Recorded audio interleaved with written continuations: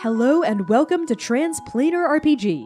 We are an all-transgender, person-of-color-led, dark fantasy actual play channel featuring homebrew stories that center non-colonial, anti-orientalist world-building and campaigns about queerness, grief, hope, and the power of love.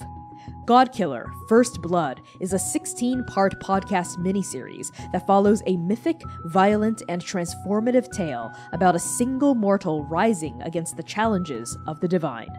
Tonight, your god is me, Connie Chong, and my god killer is C. Thomas. First Blood is a dark fantasy series that explores themes that may be triggering for some listeners.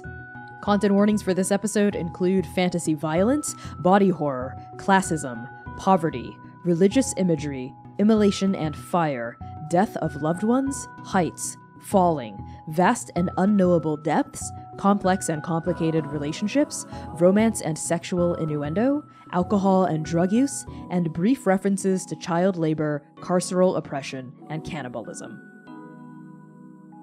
Episode 1: Heretic.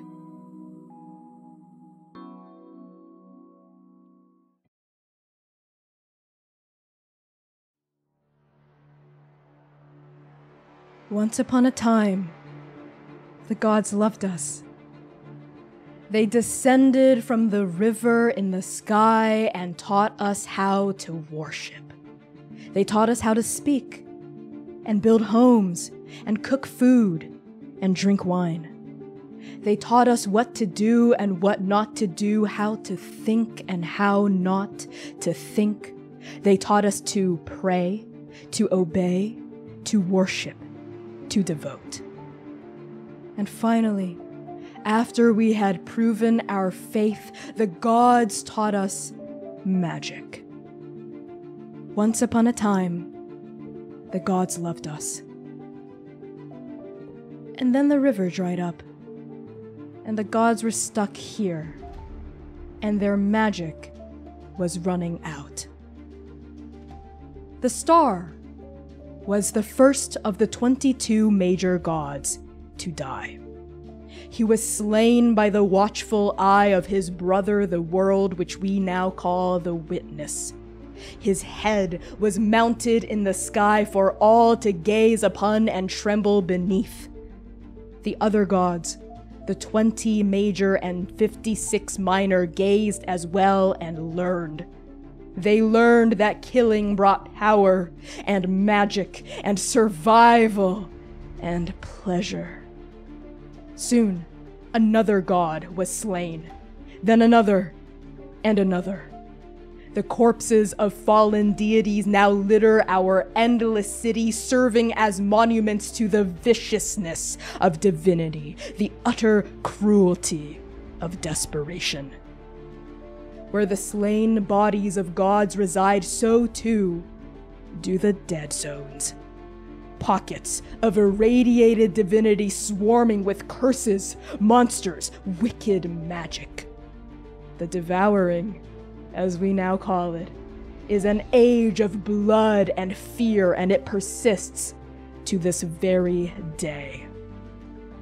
So drink my tears, GODKILLER, and wet your cheeks with my blood.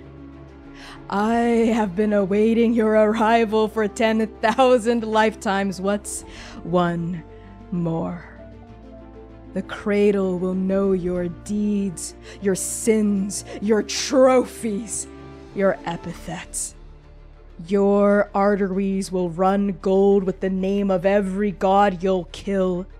You will die, and your body will be interred in the parched banks of the dried-up river, and your enemies will weep, and I will weep, and you will finally rest. The Cradle. The name of the realm our tragedy now unfolds within is an endless city. Skyscrapers rake the horizon from end to end. There are Gothic cathedrals, temples of wood and stone, trash-packed alleyways, emerald parks hemmed in by gray boulevards, greenhouses, train stations, power plants, landfills, arboretums, hospitals, prisons, schools.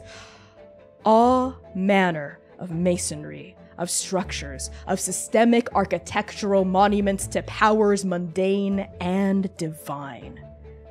A long time ago, the train lines ran, the schools were packed, the churches were filled, the streets hummed with cars and wealth and weapons. Now, the cradle is a ghost of its former self, a post-apocalyptic wasteland marked by shattered glass, centuries-old pile-ups of cars on clogged highways, and irradiated monsters that menace the dead zones, pocketing the 6 districts. These districts are, of course, in order of ascending importance to our story, the District of Cups, ruled by the dogmatic and bullish Hierophant, who controls worship and devotion. The District of Coins, ruled by the mercurial and whimsical Wheel of Fortune, who controls trade and industry. The District of Wands, ruled by the passionate and lustful magician, who controls invention and artistry. The District of Swords, ruled by the merciful emperor and his merciless empress, who control violence and authority. The District of the Below, ruled by the impartial and unyielding Judgment, whom we call Judge, who controls punishment and justice. And finally, the District of the Above, ruled by the loving and paranoid world, whom we call Witness, who controls knowledge and history. These gods are each served by a mortal speaker and a mortal champion. The speaker interprets and carries out their god's will, while the champion serves the speaker with strength and might at all costs. 4 of these districts, Cups, Coins, Wands, and Swords, fan out from the center of the cradle like wedges on a clock. The below is, well, below everything, and the above is above. Together, these 6 districts and the 7 gods that rule them control the citadel, the powerful center of the cradle, as well as the many hundreds of miles of land fanning out from it. The vast majority of sapient civilization resides within the control of the 6, but even gods have their limits. The edges of the 6's domain are known as the Fringe, and the Fringe is full of dead zones, monsters, cannibals, gods that eat each other for survival, power, or simply the sheer pleasure of it. The domain of the 6 is not so lawless. Here, major and minor gods alike are forbidden from violating the law of abstention, an uneasy concordat that ensures gods cannot kill each other. Deities found guilty of violating the law of abstention are put before the judge and summarily executed. The balance of power between the 6 is supposedly equal, but always tenuous. For now, however, the balance holds. But no matter where you live in the cradle, no matter who you are, one truth remains constant. If you are a mortal, then you are born, you live, and you die under the yoke of divinity. For only a god can kill another god. Iron 42 is a dirt-poor mining town on the forgotten outskirts of the Swords District. The settlement is 3 miles wide and over a dozen miles deep.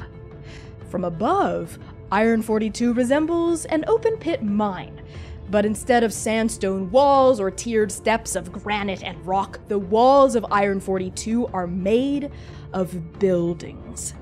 Skyscrapers with cracked skin exposing metal tendons and flesh beaten into the earth like fence posts. Cathedrals with obliterated walls and ceilings smashed against each other like a stained glass asystole. Houses, missing doors, missing windows, missing floors. Ancient folk tales claim that before the devouring, the surface of Iron 42 was once a bustling downtown district. Now, it's a dead hole in the ground. And that hole goes down. Down past the crooked pylons and sparking wires, the slabs of cracked concrete, the glistening veins of plastic. We descend through these layers of sediment, of stone and wood and filth until the ground bottoms out to reveal the subterranean heart of Iron 42, the town's true form. A vast, underground settlement carved from the corpses of demolished buildings built around a hole.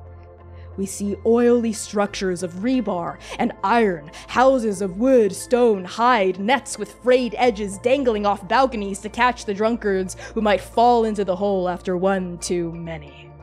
A hole gapped by wooden bridges, swinging rope, ladders, nets, but a hole nonetheless. And at the bottom of that hole, so far down that the light of the gas lamps can't even reach it, is the god of Iron 42.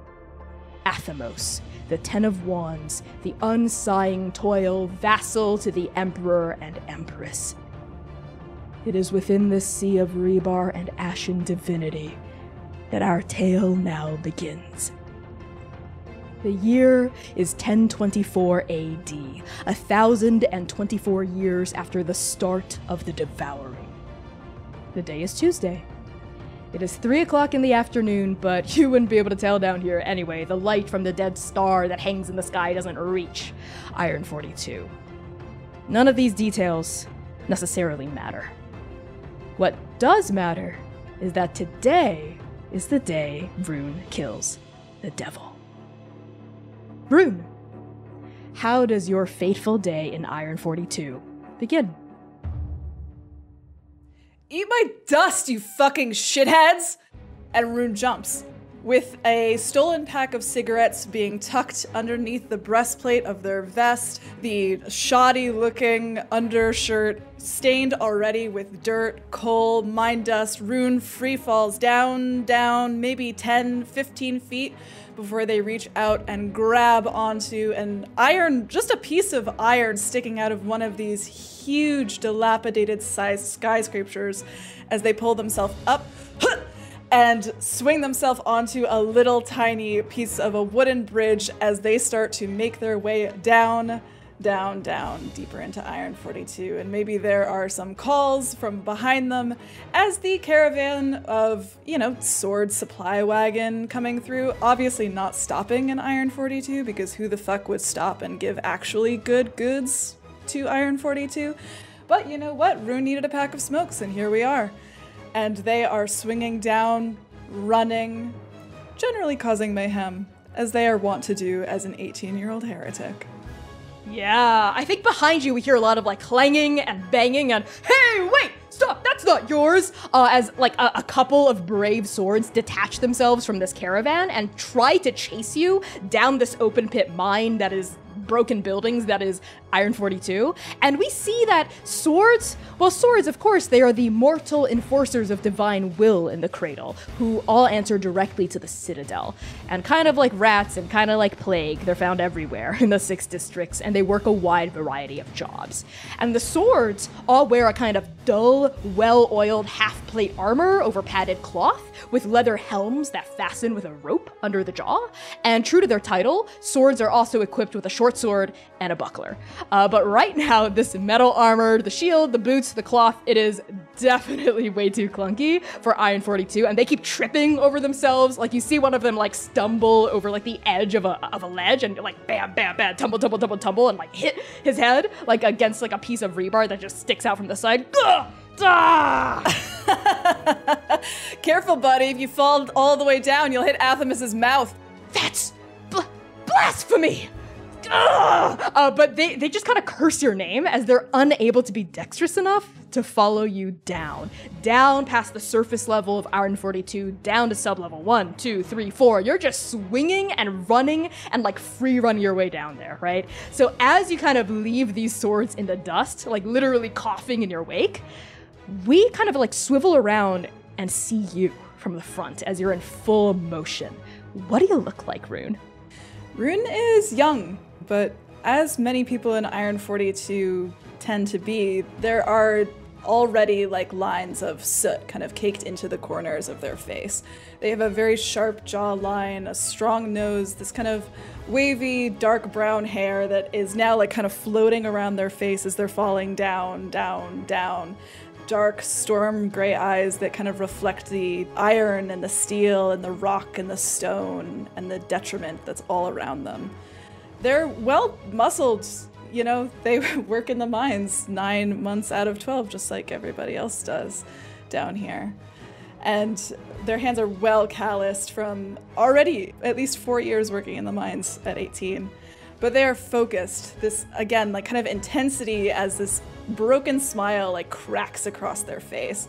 As they look behind them, no, there is no fucking way in hell that those bastards are gonna catch up with them. And they don't slow their pace as they go down past 7, there's 8. They carefully run along the edge of a like tent flap overlooking a bakery that's just kind of, I think, like hanging out over this open pit as they're like going down, down, down this like circular path all the way down deeper and deeper into Iron 42. And they start to say hello to people as they are passing, you know, like a little, oops, sorry, Molly, like as they're like running past and almost step over a fresh loaf of bread. Yeah, I love that. Molly, who you, of course, know as Ellery's wife, this kind of like stout woman, she's like literally putting bread out to rest as you come down and like just miss it by like a half step. What, you... Oh, Rune, watch your step. You know, yeast is rare. Oh, don't worry. Lots of girls got yeast. Bye.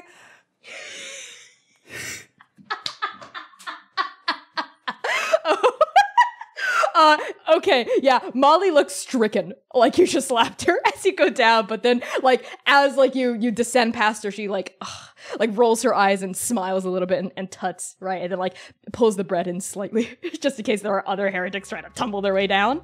And as you make your way past, like, sub-level 6, sub-level 7, sub-level 8, we kind of see Iron 42 just, like, this big vista open up around you. It's like a vast, just underground town filled with swinging rope and wooden bridges and all of these little like apartments and hovels and little shelters and shacks peeking out from like the rock walls all around you, as well as the broken buildings that Iron 42 was built into and around. And eventually, Rune, I think under the flickering light of the gas lamps that hang every couple meters from like wooden posts, you finally land on sub-level 12. Which is the final sub-level before the mine shafts begin. It's kind of like the last bit of residential and commercial area in Iron 42. Rune's feet like hit that piece of like hard packed concrete earth. Their knees buckle a little bit. And they immediately fall into stride next to Jiang, who's there waiting for them. They're pretty much still moving and they like glance up. They check their wrist, looking at this like kind of cracked, broken watch that doesn't even seem to be running at all. It seems to be completely still, and they go, 7.5 minutes from the top. And Jiang turns to look at you as you land, like a light sheen of athletic sweat over your body, and says, "That's gotta be a new record for you." Yeah, but Aaliyah's still at like 5:20. I don't even know how the hell am I supposed to get 2 minutes off of my best time? Fuck. Well, I wouldn't compare yourself against Aaliyah. She's the best free runner among us. And as we turn to look at this person, Jiang, we see a tall, broad, dependable person. Their shoulders are wide and muscular, and they wear this practical leather armor with cloth padding at the joints for maneuverability. And their skin is this light brown, it's tough and calloused from many years of hard labor, even though they're not from Iron 42, and their eyes are the color of coal. And so is Jiang's hair, which they kind of like part around their face in the front and keep in a top knot in the back, and a kind of like messy mullet that goes down regardless. And slung across Jiang's back is the biggest axe you've ever seen. It looks like a lump of barely refined steel, kind of like hammered viciously onto a hardy wooden handle. It's ugly as hell, it's sharp, and it gets the job done. At least you're not the most late person to show up right now, which is honestly a surprise for me. But it's like my third mission, okay? I'm not late, really, to most things. I'm on time. See, I'm here. Sub level 12, just like you asked me to be, and I wasn't followed. And I got a pack of cigarettes. You're welcome. And Jiang holds out a hand for a cigarette, as he's sort of like wave it in the air. And next to them, Rexha lets out a bit of a tisk. We really shouldn't be encouraging such wanton behavior, Jiang. And Rexha is shorter than Jiang by 2 heads, but she is equally imposing. She is a 5'6" bulldozer of a woman, with this kind of short, coarse, thick gray hair cropped bluntly at the chin. And her eyes are the same color of gray as her hair, very sharp and piercing, like lightning forking through storm clouds. And the skin of her mouth is wrinkled from laughing a lot, and the skin of her forehead is also wrinkled from frowning a lot. And Rexha is not visibly armed, unlike Jiang, but you, Rune, know that her leather gauntlets, which look slightly larger and more padded than regular leather gauntlets, hide her claws, which are kind of steel assassin's blades that can sort of pop out at a moment's notice. Well, I suppose with you and the 20-odd other heretics gone, Iron 42 is going to be a heck of a lot quieter. I knew that, and I had to make sure that you weren't bored all day, Rexha. Besides, it's not like they're actually stopping to give us supplies, and we need supplies. I tried to grab a chicken, but, it pecked me. A live chicken? I swear. Huh. Jiang chimes in. That's rare. We should have grabbed it. I tried, I told you, but it attacked me. It attacked my hand. So you can spar all day with Jiang and Freya and Clarion, but you can't grab a single chicken from a loosely guarded sword caravan. I wouldn't say loosely guarded. There were like 7 of them, and it made a lot of noise. It's the reason I had to run in the first place.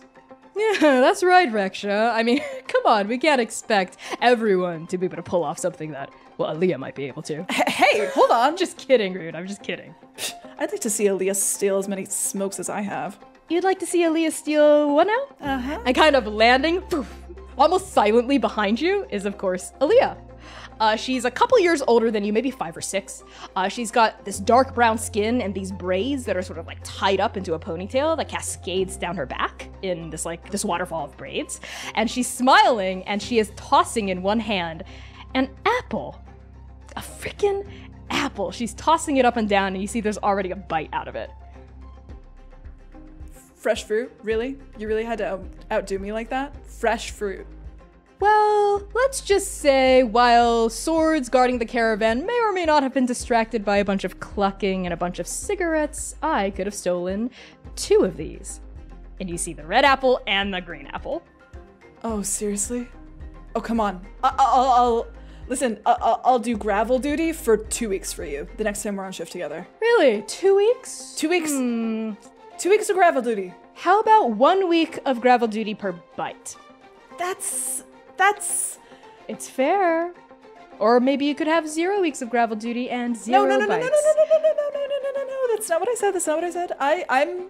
Listen, you know me. We're friends at this point, right? We look out for each other. 1 day of gravel duty for each bite. Knock yourself out. And Aaliyah tosses you the green apple. Oh, fuck yeah. Rune catches it out of the air and kind of marvels at it for a moment. Look, it's even got a stem on it. Fuck. That's nice. I'll write you a poem if you eat the stem. And kind of like just coming out of the shadows like to your right, like she was kind of there the whole time, but she's really good at blending into the shadows, is Opal. And she's only a few years older than you. She's like the youngest of this group of heretics after you. So you're 18, she's like 21, 22. She comes out, she's kind of this like starved wraith of a girl, right? Like very pale, with this like brown hair parted around her face in these two wisps. And she like looks at you kind of intensely. But even though she's a little weird, you know, she's a poet, and like she seems to like you, which is unusual because she doesn't seem to like anyone else really in the heretics. She's kind of standoffish. Rune slings an arm over her shoulder and immediately just kind of bites the apple from the top. to include the stem. Because I don't really know how often they've eaten an apple. Apples, generally speaking, so they just kind of go for it on the top, including the stem. Would you like to do as you're told? This is the way that we're gonna use, this is how we're gonna use your first move? Fuck yeah, why not? Yes. Okay. Do as you're told is a mortal move. And when you do as you're told, say how you show submission and answer 1. I mean, Rune knows that this is more of like dare kind of situation, but they're not one to ever turn down pretty much any situation, good or bad. So in that way, it's kind of a like, hey Rune, why don't you do this thing that's probably not something you should do? And Rune just goes, yeah, okay, hold my hat. I'll do it now. And I will answer, ooh. It's either how are you rewarded or what vulnerability do you reveal as you bite into the stem of the apple. The vulnerability that I'm going to reveal is as Rune bites into the stem, their eyes kind of like flick up. And in this very youthful way, like they're very much like gauging every single person's face as the 21 are like starting to come and like finally join the circle of all the heretics going on this mission. Their eyes like flick up to each face to find like the affirmation, to find like who's smiling, who's like trying to hide their face behind their hands. They're looking for affirmation. They're looking for love of a found family that they have. So the move says the GM will show you a glimpse of their true intentions and then answer the other unanswered question. So as you look around at these like 21 other heretics that are here, well 22 if we also count Rexha, and you see like all of your friends sort of land, right, from various chutes, various ladders, various ropes shimmying down, like emerging from the shadows until there's like over like a dozen heretics here. And as you look around for affirmation, for praise, for like approval, you find it. You find it in Opal, who kind of smiles as you bite into the stem. You find it in Aaliyah, who kind of laughs and sort of like pats you on the back as you like gulp down the stem and choke on it a bit. You find it in Reyna, who's the other like youngest person here. She's Vistar's granddaughter here, of course. So we see this like older man. He's like 70 something, but still a heretic, still swinging. And his granddaughter Reyna stepping out. As they step out of the shadows, they're in like an age-old argument that they're always in, right? Vistar's going, "It's too dangerous, Reyna. Hell, even I was 20 when I joined the heretics." "Yeah, Grandpa, I know, but I want to make a difference. And look, Rune's eating an apple wrong." Turning around and looking at you, right? Like we see the affirmation coming from Bronwyn, who is easily the biggest person here, like almost 7 feet tall, like huge, massive, even more muscled than Xiang, but very gentle, you know? And we see these 2 cats on Bronwyn's shoulders. Like one is this kind of like big, not very bright looking orange cat, and the other one's a kind of like slender, like black and white tuxedo cat who's like looking a bit disdainfully around at everyone. And Bronwyn's going, "Beetle, you have to be nice to Bug while I'm gone, okay? And Bug, be nice to Beetle, and Hey, Bronwyn, can cats eat apples? Oh, yes. Okay. You want some? Come on, Bugsy. Beetle? Come on, Beetle. Beetle eagerly, like this orange tomcat, bats a little paw forward and like tries to go for it. But then Bug, this like black tuxedo cat, like holds out a paw, and you see Bug like push Beetle's paw down. Oh, maybe they can't eat apples. More for me then. They can't even do gravel duty. And I'll also answer how you're rewarded. Opal pipes up behind you. Big teeth chomping down. Head of the apple consumed. I'm glad Rune didn't... Oh no, that's 6 syllables. Glad Rune didn't choke. There's a poem for you. Thanks, Opal. You always write such, visceral. It's always really visceral. Oh, thanks. Well, you know what they say about art. What do they say? Art is pain. Oh. Most things in the cradle are pain. Have you ever considered that maybe art should be something other than pain? And Opal cocks her head, like her wisps like fall to the side as she looks at you. Like she's never really considered that before. Well, I only ever really write what I know. But maybe after tonight, maybe there will be better than just pain in the cradle. And Rune almost like laughs a little bit giddy. Yeah, maybe. I mean, it's risky, and they look kind of sideways at Jiang for that approval again, like that level-headed approval. But it's happening. It's really happening. And as that like sense of giddiness like rises up inside you, as if on cue, Jiang sort of claps his hands together. All right, everyone, heretics, we all know what we are here to do tonight. If this goes as planned, everything's gonna change for the better. Not just for us, not just for Iron 42, but maybe eventually for the Cradle too. Rexha will be taking my place as leader of this particular cell in Iron 42 while we are gone for expedition, but we shouldn't be gone too long, Rexha. And Rexha, this like 5'6", like gray-haired woman, like steps up, clears her throat. Speech! Yes. Thank you, Rune. And there's like a giggle from people as Rexha sort of like shoots you down a bit. I'm going to say the thing I always say whenever any of us go out on mission. Don't be stupid, and don't die. Rexha, everybody! Ooh, Your second in command! Yeah! And of course, because Rexha's staying behind to mind business in 942 while we're gone, Freya will be my second in command here for this particular mission. And Freya steps forward. She is this well-muscled woman with like a gnarly scar running across her face. It looks like a grizzly bear attacked her and she won. And you know her, Rune, as being a former like fighting pit champion from a different town who came here on heretic business. And she has like her head is shaved on the sides and like a shock of red hair that's like dyed crimson is like hanging in front of her eyes, which are electric blue. She sort of crosses her scarred arms over a muscular chest and nods imposingly. All right then, let's commit some heresy that'll make King Morius III, Speaker of Swords, eyes roll back in his head, yeah? Do you think that they'll hear about it? All the way in the Citadel? Do you think they'll know? Do you think people will come? I'm confident people will come. And I'm confident people will hear of it.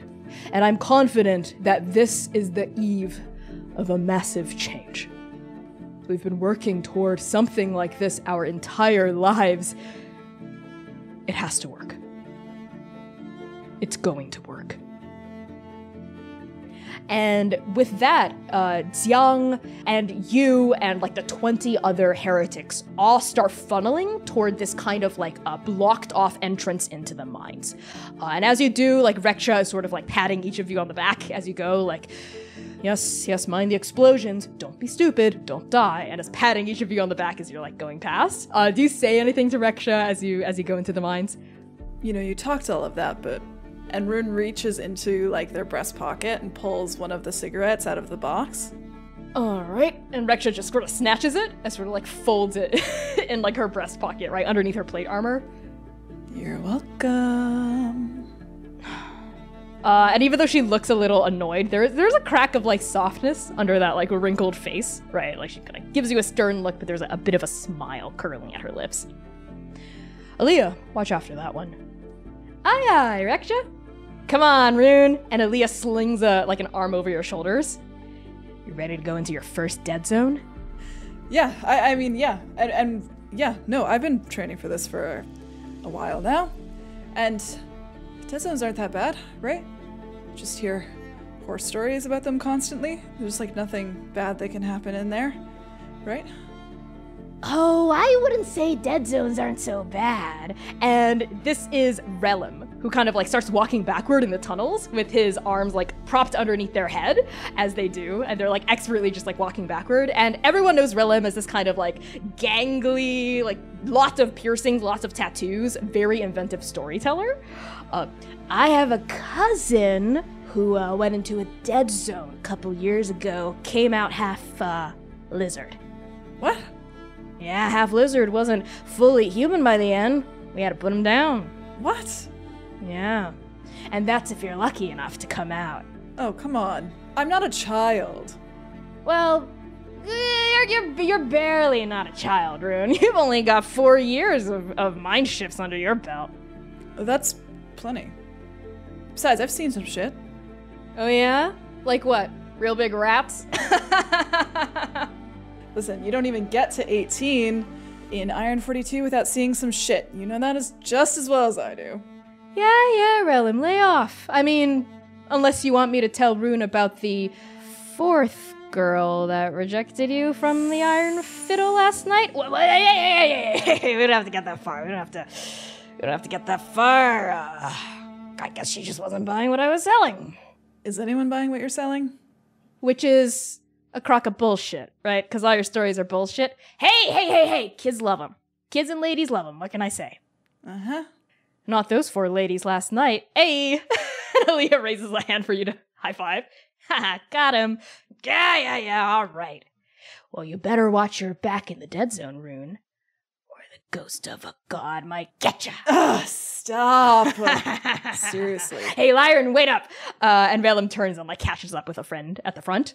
And Aaliyah, as you're continuing through this tunnel, kind of looks down at you, and Opal looks up at you from the other arm, and Aaliyah, in a moment of sincerity, goes, you never really have seen or gone into a dead zone before, Rune, but you're gonna be okay, all right? We're all watching out for you.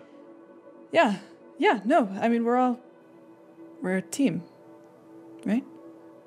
Yes, and there is no I in team, as they say, but there is an I in kill. There's also an I in witness, but he can't see into the dead zones, can he? Nope. None of them can. Not even the most powerful of them.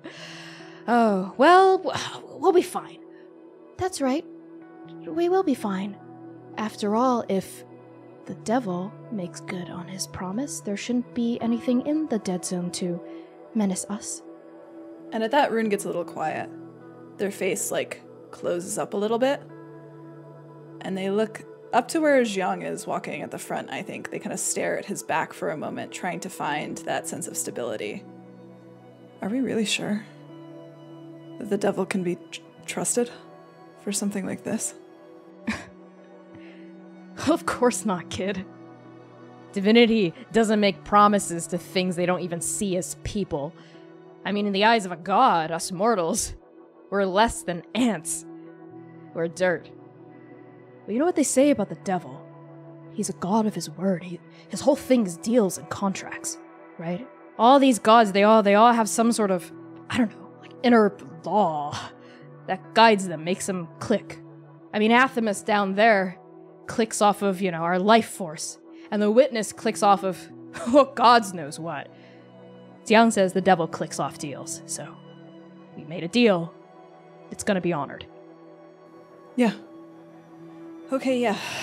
Yeah, we can do it. And Opal actually reaches up and squeezes your hand. Right, reassuringly. And her hand is so clammy. It is so clammy and cold and kind of wet. But she squeezes you with this kind of, solid reassurance. It's going to be okay, Rune. Everything's going to change, like you said. For the better. I just hope the cradle knows what's coming. And you continue to walk. Rune, you are very familiar with the mines, right? You know all of these tunnels like the back of your hand. So you know that you've never been down this one. And you're pretty sure you've never worked any adjacent shafts here either. After all, Iron 42 rarely, if ever, closes down tunnels wholesale. Usually only a section is blocked off for demolition or to clear out a toxic buildup of gases or something like that. And there are only really 2 reasons why Iron 42 might block off an entire tunnel. One is that it's so structurally unsound that any kind of excavation runs the risk of collapsing an entire sector. And another is that it eventually leads to a dead zone. And it is, of course, forbidden to venture into a dead zone.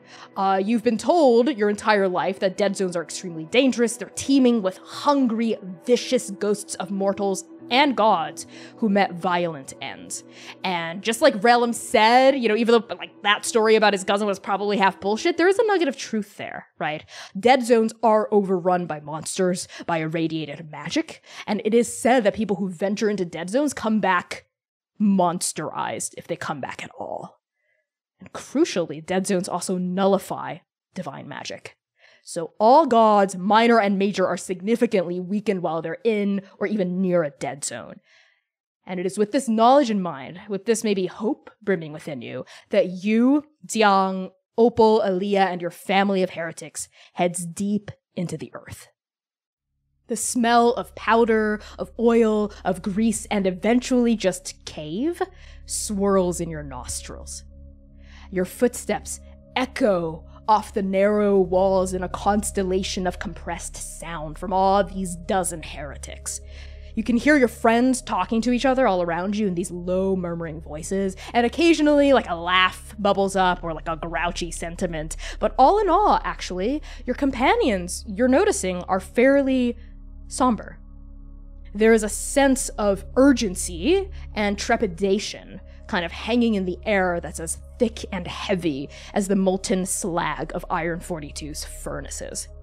And as the shadows kind of dance along the walls, illuminated by your group's various lamps and torches, there's this overwhelming sense of anxious excitement ascending through the heretics.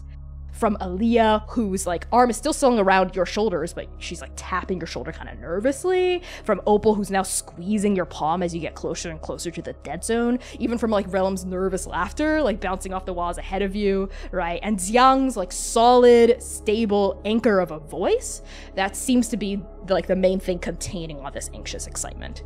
There is a shared feeling among all of you that everything is going to change very soon. What's that last image we see of you, Rune, before we reach the dead zone? I think Rune hangs back for a moment. This is only their third mission, but it's so exciting. They cannot possibly believe that everything in their small, insignificant life has led them here. To change the cradle. To fight for a different world. To go so far as to make a deal with the devil, yes. But to change everything. So that maybe they could dream of different things. They won't dream of holes anymore. They won't dream of sticks of dynamite, of rocks, of sorting rocks. They won't have that dream where they're standing on the street corner watching ghosts go by. That maybe there's a different world. A different world. And they hang back, kind of in the shadow of this tunnel, letting it surround them for a moment, press in to their skin, before their eyes flutter open and they jog after Aaliyah and catch up with their friends. Wait up! Don't leave me behind. You better catch up, Slowpoke. Come on. Okay, this is it, right? Yes, this is it. I'm gonna go walk next to Jiang. All right, then. Teacher's favorite. Shut up. Hey. I made do with my jealousy years ago. All right? Now go. Talk to Jiang. Okay. And Rune kind of like weaves their way through the bodies up to the front. Jiang is currently talking kind of in hushed tones with Freya at the very front. They're maybe like 10 feet ahead of everyone else. And you squeeze past Bronwyn, who takes up the entire width of the tunnel. And Bronwyn had left Bug and Beetle behind, with Rexha, of course, because this is definitely not safe. Bronwyn just goes, excuse me. Sorry about that, coming through. You finally reach Jiang and Freya. They're kind of talking, and as they notice you approach, like, they both kind of stop talking, and they slow down so you can catch up. Rune. Hey. Hey. I wanted to see the dead zone as soon as we got there. Is that okay? Yeah, that's fine. Of course you did. And there's nothing to fear. The devil will uphold his end of the bargain. There shouldn't be anything there waiting for us. And if there is? That's why we come armed. And Rune kind of like finally rests their hand at their hip, where there are two short blades kind of like sticking out of their waistband. They're about like the length of Rune's forearm, with a long hilt that doesn't have a guard or anything. It's just hilt that immediately turns into blade. And at the end of these two swords are chain-linked chain, really, holding each end together. And that chain is kind of looped around Rune's waist a few times and kind of hangs down and tinkles a little as they walk. And Rune rests their hand on top of his sword and feels the groove along their thumb before nodding. Yeah, we can fight ghosts, right? Well, I guess we're gonna find out tonight. And Rune and Xiang exchanges a glance with Freya. There's like an unspoken understanding between the two of them, and Freya kind of slows down to like give the two of you some privacy as you continue walking forward. You know why everyone calls us heretics. I don't have to give you the old lesson, but you know what? Screw it, I will. One last time. Ugh. They call us heretic because we are blasphemers. We do not believe in the absolute power of gods and divinity. We believe that it is mortals' right, privilege, and destiny to shape our own fate. And as things in the cradle go, we can't do that. We can't have that. We must tithe to Athamos every season, giving him a little bit of what few years we have left on our own lifespan. The witness sees all. We cannot act in freedom. The below cages anyone that speaks out against this inequity. So they call us heretic. They call us sacrilege. They call us witch. They call us blasphemer. And we say yes. Why, yes, we are all those things because heretic is not such a bad thing to be. I asked you this question when you first came to me, wanting to join us. And I ask you again now on the eve of your third mission, Rune. Why do you want to be a heretic? Because I want to choose when I die. I don't want to tithe my life away to Athamos until he decides when my life is up. I want to decide. I want to go down swinging. Good answer. All right, kid. Welcome to your first dead zone. And the two of you pause at the mouth of a tunnel. Now, you've reached the end of this series of mines, and it opens up into a vast underground cathedral? Yes, cathedral. Marble pillars extend 60 feet up into the air, holding up a vaulted ceiling with once colorful, now faded fresco paintings of... what are those? Angels? Yes, angels. Humanoid shapes with wings and eyes, spinning wheels of gears and flame, rows and rows of teeth and tongue and horn and bone. Windows line this cathedral, stained glass apertures that look blankly out into nothing. Just black expanses of dirt, earth, soil. A balcony level, about 20 feet up, overlooks the main hall of this cathedral, where a single red tongue of carpet extends from the massive double oak doors all the way up to the altar. And the altar is a sight to behold. A slab of gelid stone, pure white in its majesty, the length of 3 people easily and the width of 2, laden with candlesticks of pure gold, but no candles, incense holders, but no incense, ancient rotting black things that used to be offerings, perhaps, food or scraps of meat that have long since fossilized. There are also gems, rubies, diamonds, sapphires, fat, luscious coins of gold and silver and bronze. And facing the altar, in perfectly arranged rows, are the pews. Wooden pews, moldy and rotting, but somehow still standing. And at the mouth of this tunnel, which is only maybe like 4 people across, you and the heretics take in this dead zone with careful eyes. The tunnel has been bored into the western side of the cathedral, halfway between the wooden doors and the altar, with a column of pews in front of you. It sort of intersects like at a perpendicular angle into the cathedral. Rune, as you take this dead zone in, what do you do? Rune stops breathing and doesn't remember until the pressure in their chest peaks and claws kind of open at their throat, and they inhale sharply, breathing in as they take this resplendent cathedral underground. There are no ghosts. There are no monsters. They don't feel a sickening turn in the back of their mind like everyone had always warned them. They don't feel the oppressive force of divinity pinning them and ripping their bones out one by one by one. They just feel small, but at the same time so large that if they kicked even a pebble, they feel like they'd be able to hear it from miles away. And wide-eyed, they turn their gaze over to Jiang. How did this place get down here? One of the many mysteries of the cradle. Huh. There's gems. Don't touch those. No one touch the gems. Freya, Bronwyn, Emrys to the south. Everyone else, let's secure the perimeter, alright? Don't touch anything, weapons drawn. Be on the ready. Don't trust anything you see here. And Rune shifts. Like from this kind of like 18-year-old, a little spunky, a little arrogant, a little, you know, they're 18. They're very gay. They're seeking parental approval.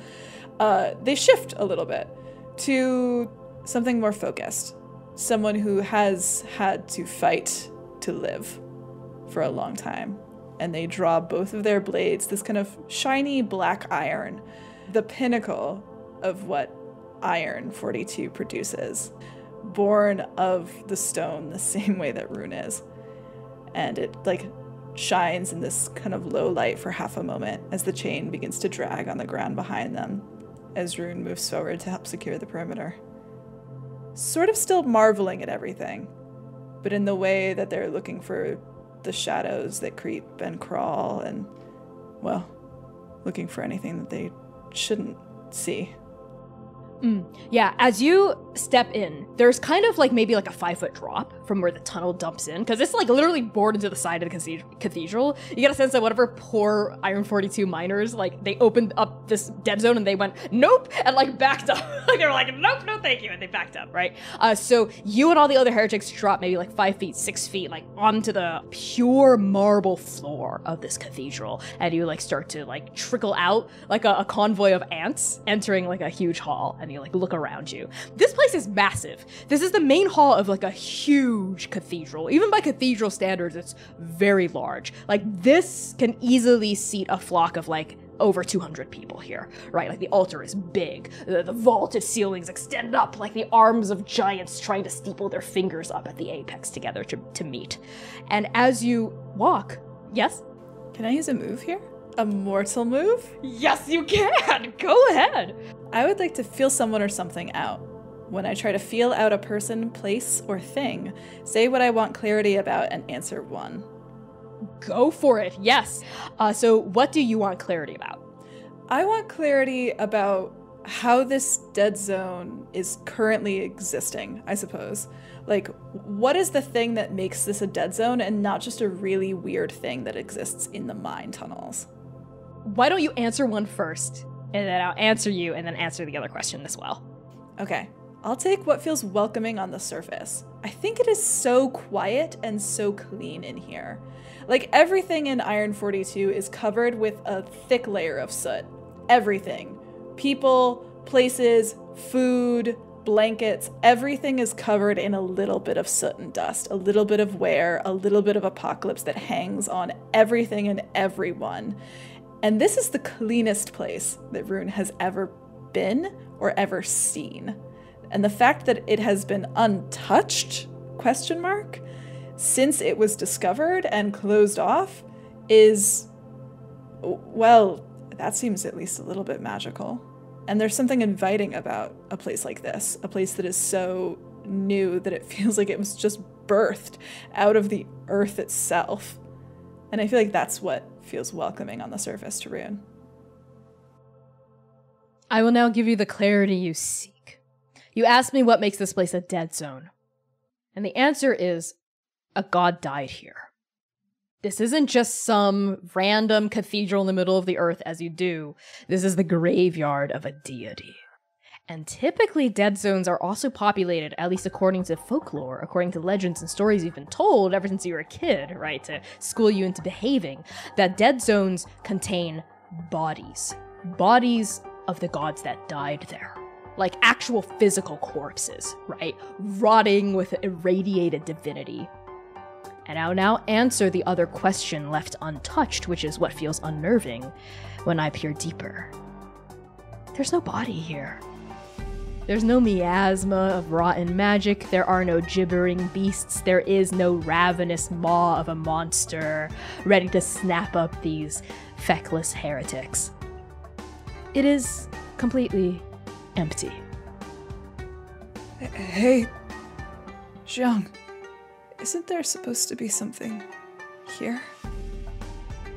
Jiang's axe is drawn. It's not lifted, but it is drawn, and they're sort of like dragging it on this flagstones kind of behind them, holding it up just a little.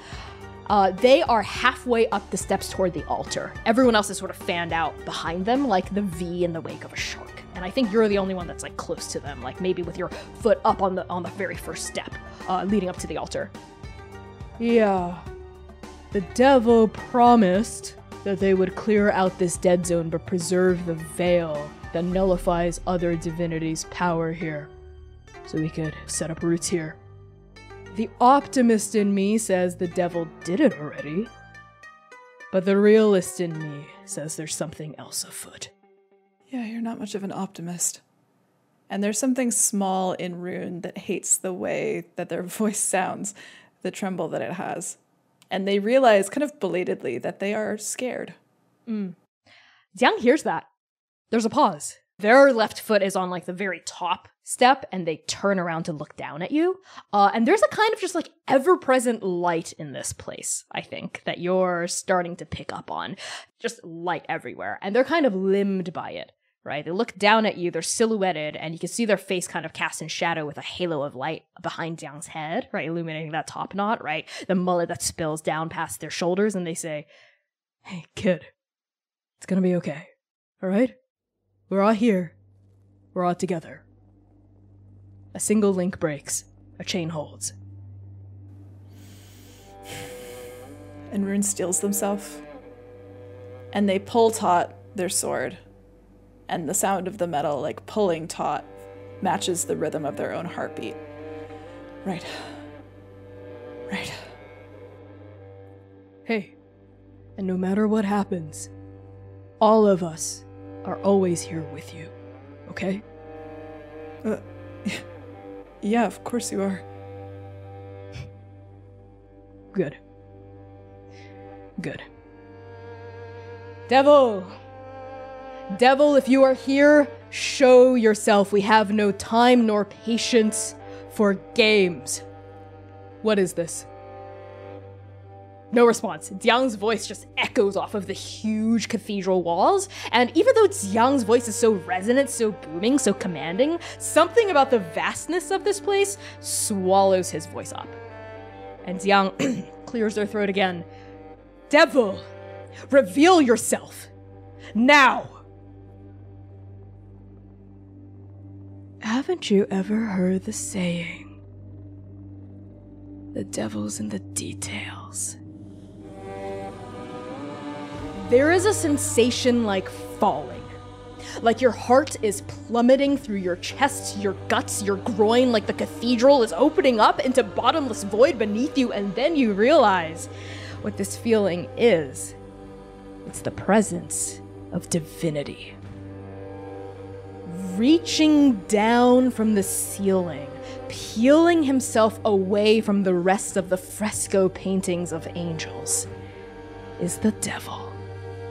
He reaches an arm down towards your party, and as he does, the painted feathery wings splayed behind him flay themselves off the plaster in a shower of golden and crimson light. And the devil elegantly dips his legs beneath him and floats onto the ground, his bare toes alighting upon the altar. He is 10 feet tall, and he is not made of flesh, but pure magic.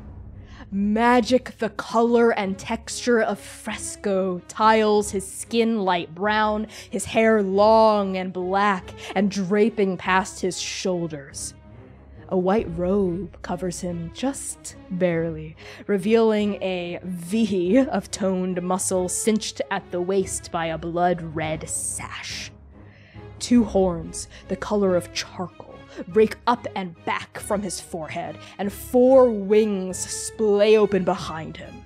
The 2 wings on top are white and feathery and 15 feet long in either direction, and the 2 on the bottom are black and made of leather, like a bat's wings, and just a little bit smaller, but not by much. And both pairs of wings stretch out for a minute and then fold behind his back. And the devil's face is an aberration of beauty. It is the most perfect thing you've ever laid your gaze upon. His eyes are the thing that strike you. They're crimson, bright crimson, red as blood, red as fire. There is something glowing and immaculate about them, like they're a glimpse into an endless immolation that's burning just beneath the surface of this form he's presenting to you right now. And finally, the devil's shadow is the height of the cathedral wall behind him. 60 feet tall, 12 feet wide, many times larger than this 10-foot form he's showing you right now. Rune, you've been in the presence of gods before. Specifically, you've been in the presence of Athamos the Unsighing Toil, the god of Iron 42 to whom you must tithe. And if Athamos is kind of like a drop of water, then the devil is the ocean. There is no comparing the power between a minor and a major god. The difference between their divinities is unfathomable. If you are a mere ant to Athamos, then Athamos is a speck to the devil's mountain. How do you respond? What is your immediate reaction to this, Rune? Have you ever seen a rabid animal? No. The first time I saw a rabid animal, something in my body stopped me from moving any closer before I had even realized that I had seen it. And I think that self-same feeling comes over Rune, where everything about them freezes. Like their blood runs cold all the way, and there is a feeling deep underneath their ribcage, and they know that they are in the presence of a predator, of something that could not even kill them. Death is so small compared to whatever this feels like. And Rune wants to be a speck. They want to be an ant. They do not want to be seen or noticed, but they are so close to him that they cannot help but feel drawn closer. Like half of their soul shrinks away and the other layers itself over top of their skin, pulled toward him. Like gravity is rewriting all of their molecules at the same time as they stare up at this god. Not a minor god like Athamos, a major god. The devil smiles. He has fangs. Don't you know, patience is a virtue. We are on the precipice of a monumental change. We should enjoy the eve of metamorphosis, shouldn't we? Jiang, who in the entire time you've known him has never backed down from a challenge, shrinks. For just a second, just a heartbeat, Jiang, this mountain of a rebel leader, suddenly seems very small and very, very breakable. And then he gathers up his courage. He tightens his grip around the handle of his axe, but he doesn't raise it. He does, however, take that final step up onto this raised dais to the very head of the crowd of heretics and faces the devil. He sort of plants himself between you and the devil and the altar. Devil, we have a deal. You are to cleanse this dead zone, but preserve the veil so that we might create a new home unyoked by divinity. And in return, we shall offer you precious knowledge. Knowledge of Athamos' heart and his downfall. so that you might have your fill of eating. Xiaojiang, a deal's a deal. You don't have to repeat the terms to me.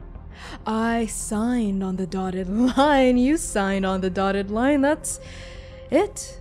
All that's left is to do it. But what's the rush? Why not enjoy this time we have left with each other before everything changes?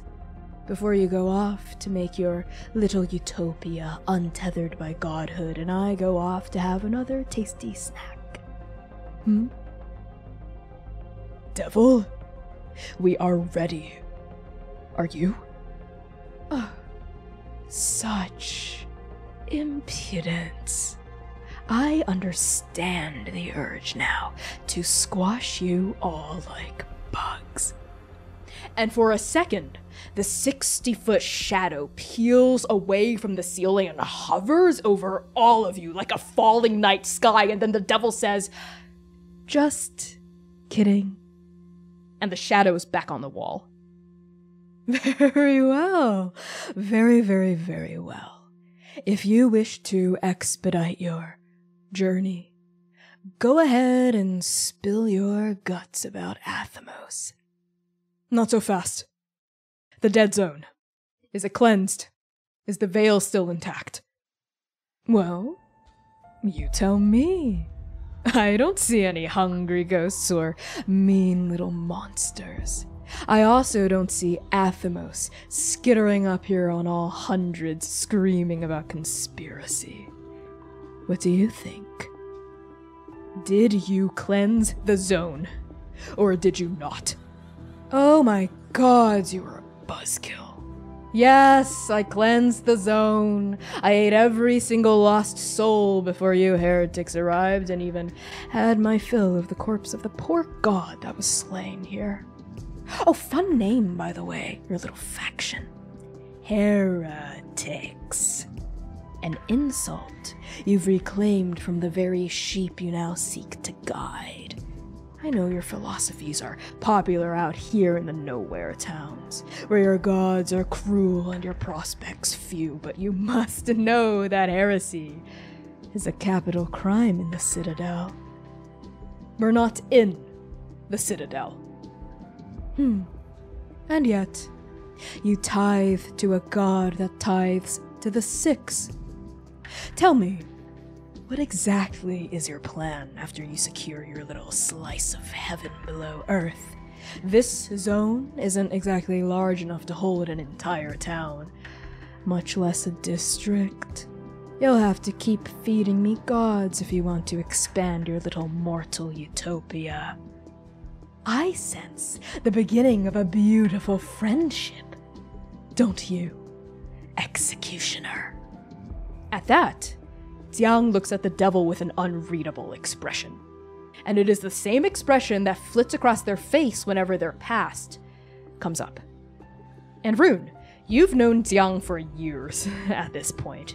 You have no idea where they originally came from or what their history is. All you know is they're not from Iron 42 originally, but a lot of heretics aren't. That's not necessarily unusual. But this term, this epithet, executioner, is the first you've ever heard in reference to Jiang. And for a moment, Jiang is silent. They don't say anything. And Rune flits their gaze to the devil, for the first time attempting to look at him directly. Whatever it takes. Even a deal with you. Oh, it's a funny little bug you have at your side, Jiang. The devil doesn't look at you, Rune, when you talk. This entire time, both of his crimson eyes have been trained on Jiang. When you speak, his eyes don't move from Jiang's face. He, isn't even talking to you. You're not even sure if he has, acknowledged you or recognizes you at any point. The only mortal the devil has been addressing or acknowledging in any way this entire time has been Jiang. You, tithing for them. Oh, yes, I can see it. The cut strings of fate hovering off your shoulders. How many years did you give up to Athamos to save these people here? These ash-streaked faces, these little soot balls for lives. He gave up everything. Rune, thank you. I got this. And Jiang gathers himself again, right? Like, you speaking up behind them seems to have reinvigorated them. They're no longer speechless. They, like, readjust their grip on their axe, square their shoulders, and look up at the devil. Like, looks him straight in the eyes, which you don't know how he's able to do that, because looking at the devil's eyes is like looking directly into the sun. Those burning pits of crimson, those burning flames. And Jiang says, "Enough, devil. We're ready." All right, fine. Let's get this over with, if that's what you're all so eager to do. Your end of the bargain, Jiang? Jiang takes a deep breath. They close their eyes, they clench their fists, and when they look back up at the devil again, there is nothing but determination in their face. The heart of Athamos, the Ten of Wands, his true form, is a massive white centipede. The downfall of Athamos, the unsighing toil, his only weakness, is the soft flesh underneath his impenetrable chitin.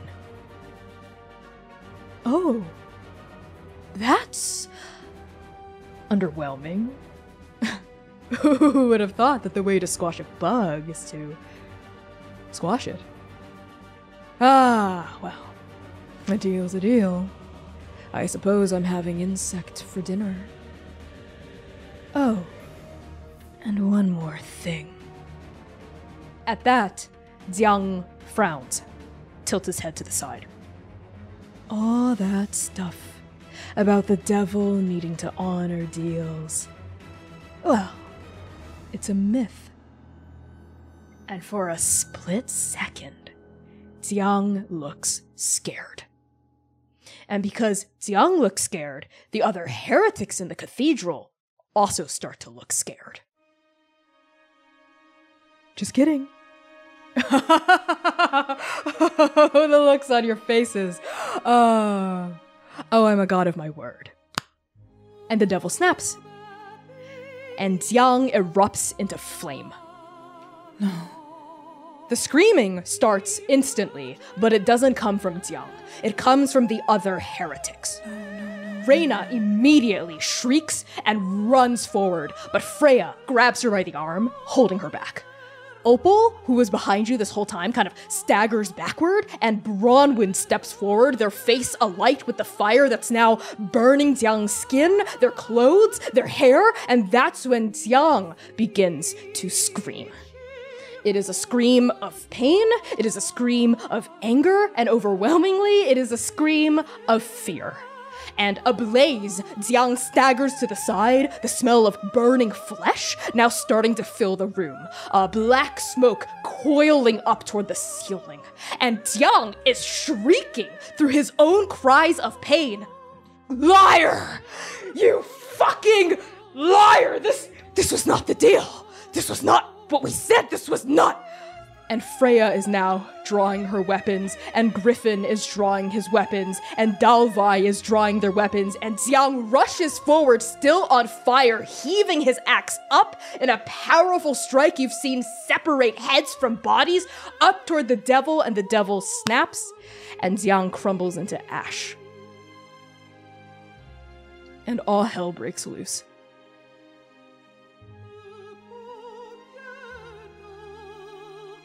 GODKILLER First Blood is performed by Connie Chong and C. Thomas. Follow Connie on Twitter and TikTok at @byConnieChong, and C on Twitter at CPlaysRPG. To play your very own campaign of GODKILLER and support our show, pre-order GODKILLER First Blood Edition on itch.io today. Transplanar RPG is made possible by your Patreon contributions and sponsors who believe in our mission to tell great stories and lift up our community. Sponsors like ExplainTrade.com. Explain Trade is a negotiation skills consultancy whose director, Dimitri Opines on Twitter, has asked us to say, and I quote, "Please sign up for Transplaner's Patreon because at some point people will figure out he's a cisgender white guy giving all his money to trans and queer art, and then he'll be too broke to sponsor us."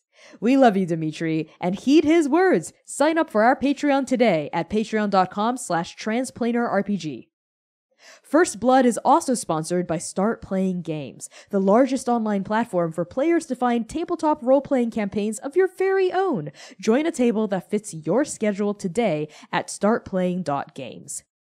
We are also sponsored by Magpie Games, the independent TTRPG publisher behind such incredible works as Masks: A New Generation, Avatar Legends, Urban Shadows, Bluebeard's Bride, and much, much more. Check out their amazing selection of Powered by the Apocalypse games at magpiegames.com. Finally, we're proud to be sponsored by Roll. Roll is an online RPG platform that serves as a video-first alternative to complex virtual tabletops. Build, modify, and play your very own games of Godkiller on Roll today at playroll.com.